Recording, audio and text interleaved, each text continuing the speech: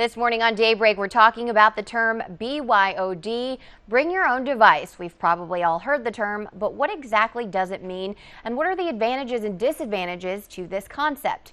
Here's owner of Quality Computers, Brad Spiegel, with more.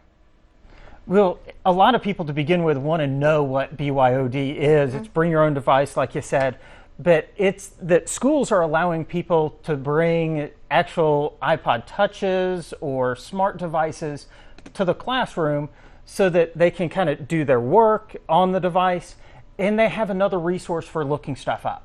Okay, so we've got your Android, we've got an iPad here. Let's talk about some of the advantages of BYOD. Well, the advantages are, some of them are really obvious. Well, obviously, you can look up stuff in the classroom to kind of be a little bit more in the discussion with the teacher, kind of take that discussion to the next level. But you also have the ability to be able to add your homework to it. There are even portals for teachers to be able to go in there and actually set up their syllabus, their homework, their tests and quizzes for the future.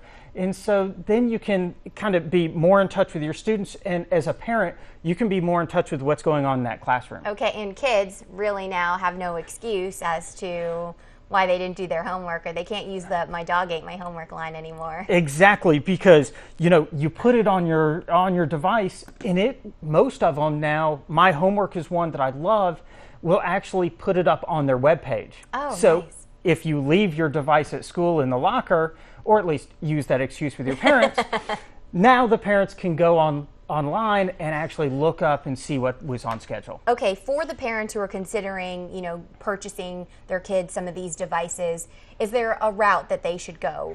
Cellular device versus iPad? I really think that a wireless device to begin with is probably the best thing to use for a couple different reasons. As a parent, I do like the carrot of being able to take away my kid's cell phone if I need to, if stuff's going on that isn't supposed to, but still have them have their device to be able to do their homework with. Okay, and some of the other things, that's an advantage, but talk about some of the disadvantages.